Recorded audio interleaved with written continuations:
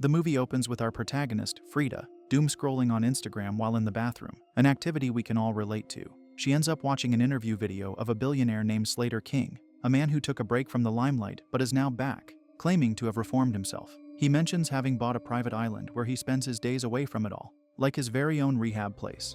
Slater King repeatedly apologizes for past actions that led to his public downfall, though the specifics of this cancellation are not yet revealed.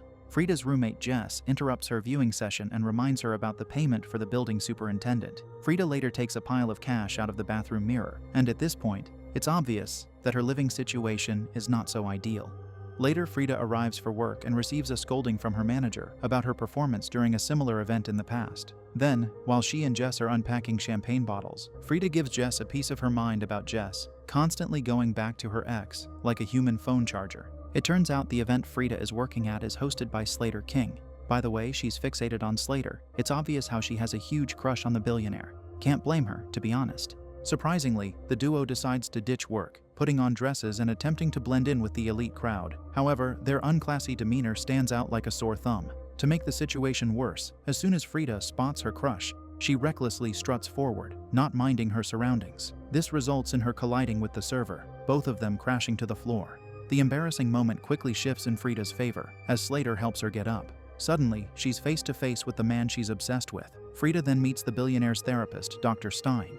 She jokes, saying he should blink twice if she's in danger, and the doctor jokingly obliges. Slater cheerily asks that they not make such jokes, which is a bit odd to be honest. Slater then takes Frida and Jess and introduces them to all his friends one by one. The two social climbers do a good job of socializing. Looks like they succeeded in doing what they came there for. At the end of the short montage, Slater and Frida share a moment. The billionaire is taking a liking to her. However, it's closing time, and Slater is repeatedly reminded that he needs to go and return to his private island. He leaves for a second, but eventually returns and invites Jess and Frida back to his island. Of course, the ladies won't miss this opportunity. After all, what could go wrong going to a billionaire's private island, right?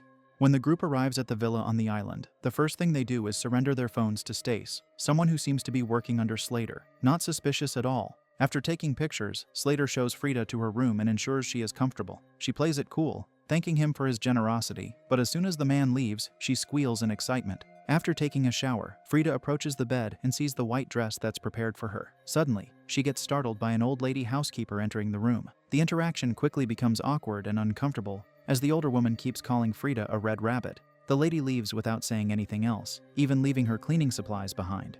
Jess and Frida step outside wearing their new fit. They discuss whether it's weird that the clothes are already prepared for them, even if they were last-minute invites. They try talking to two gardeners, but they don't respond, only smiling back in silence.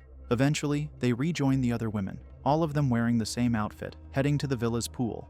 A short sequence shows all the guests lounging about, smoking, drinking, the usual. Then there's Frida, laser-focused on Slater. Meanwhile, a celebrity named Sarah shows off her climbing skills by grabbing a coconut from a tree and offering its juice to Slater. It's obvious that she also has a thing for the billionaire. Frida chokes on her insecurity, but surprisingly, Slater checks on her to see if she's okay, something that pisses Sarah off a little. Jealousy is in the air. Later, Slater and Frida walk around the villa. She expresses surprise at how Slater is no longer the debaucherous party animal he used to be. It's important to notice that during this conversation, the helpers have just finished slaying a snake that's been a pest in the garden. All the while, their expressions are still as creepy as ever. While the two are talking about their opinion on therapy, Slater brings up how his therapist helps him remember repressed memories. Frida argues that if they were traumatic memories, perhaps they're better forgotten. Suddenly, Stace walks by, and the red envelopes she carries fall to the ground. She declines Frida's offer to help. Afterward, Stace informs Slater of some household logistics.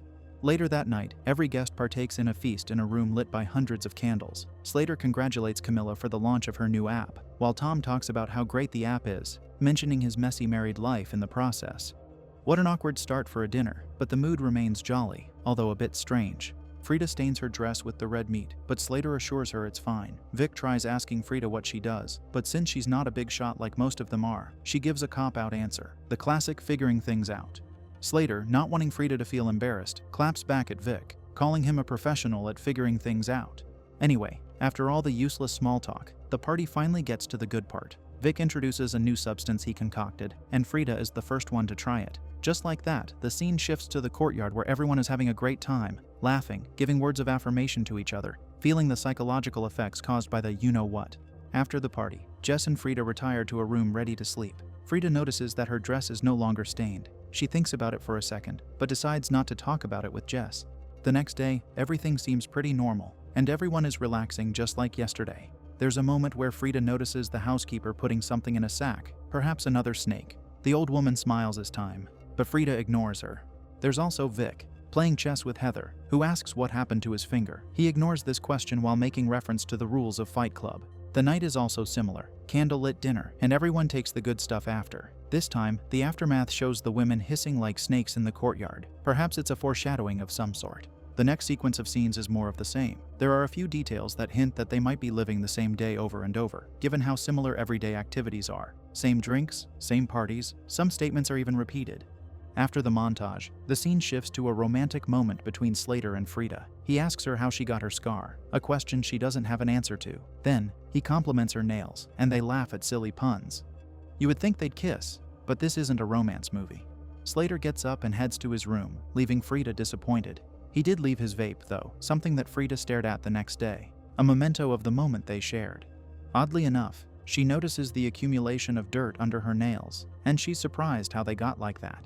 Frida heads to Slater's place to return his vape. When the billionaire finally shows up, having finished his therapy session with Dr. Stein, Frida mentions how they already met at the gala, but the therapist doesn't remember her, although he acts like he does just to alleviate the awkwardness. Later that day, Jess realizes something is wrong when she sees her lighter, which she usually carries, in Heather's possession again. Meanwhile, Cody is in a bad mood because his favorite knife is missing. Sarah, ever the jealous B word, stares enviously at Frida and Slater talking.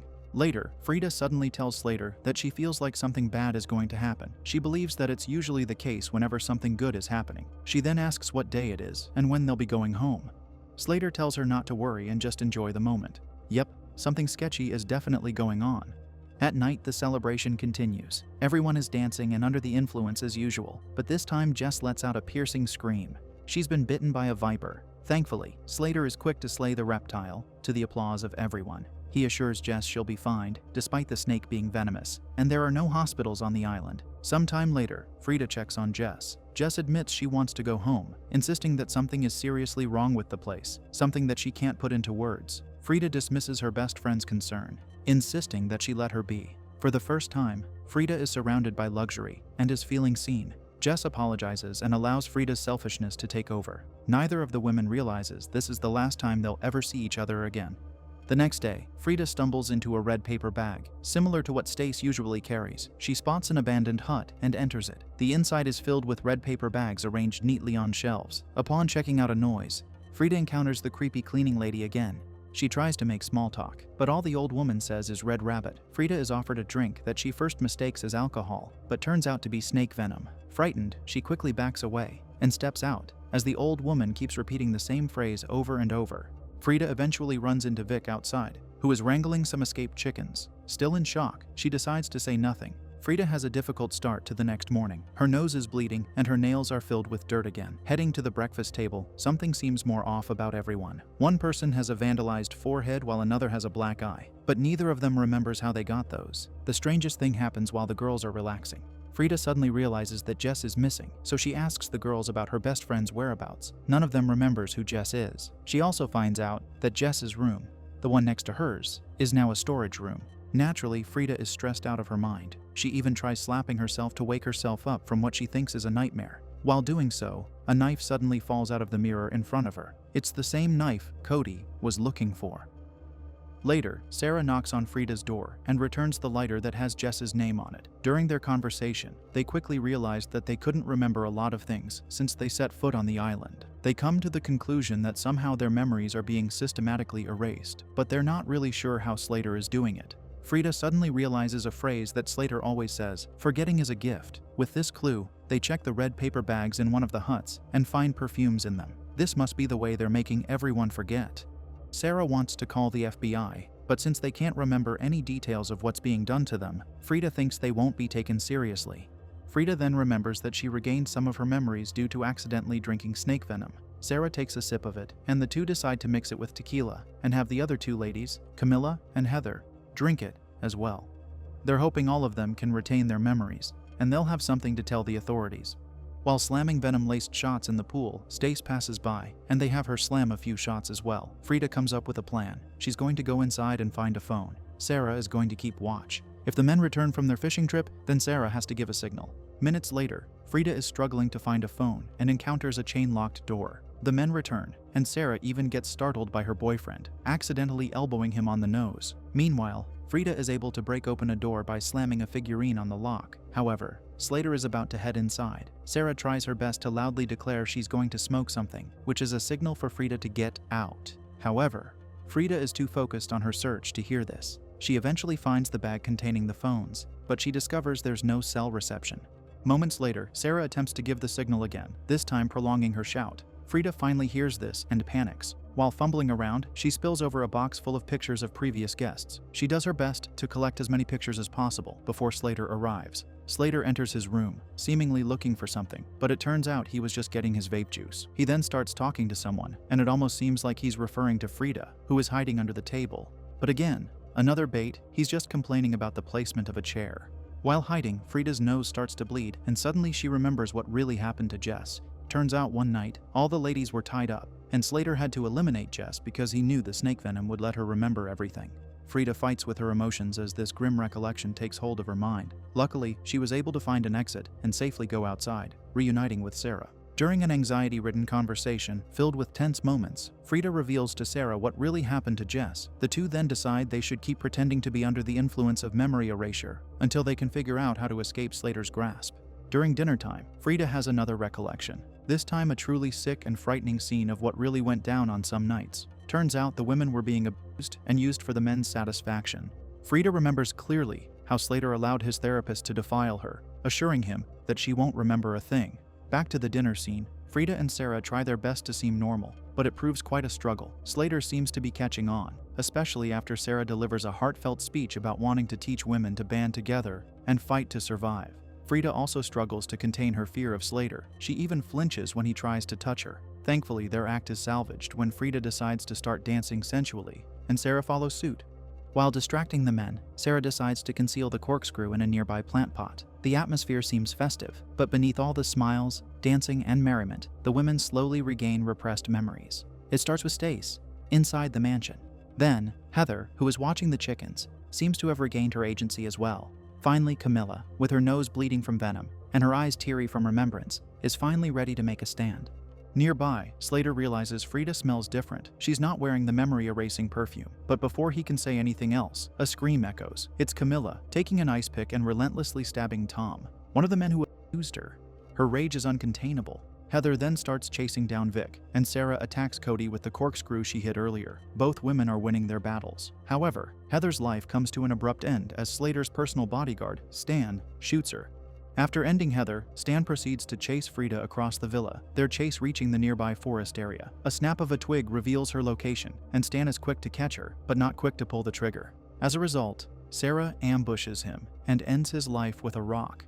Meanwhile, back at the mansion, Slater brings Cody and Vic back inside. They're injured but still alive. Well, one of them is trying to stay alive. Lucas is the only man unaware of what's really going on, so naturally, he's confused as hell. Slater then takes this opportunity to step on the bound Camilla's neck, causing her to take her last breath.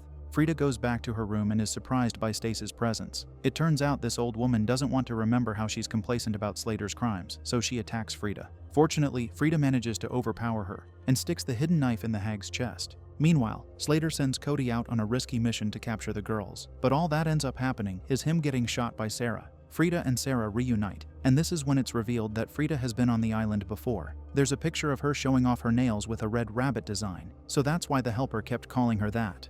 The duo, ready to finally settle things, approach the mansion with a plan. Frida cries out for help at the door, hoping someone will open it. Lucas, feeling the guilt of not doing anything at all during the whole debacle, opens the door, only to get shot in the head by Sarah.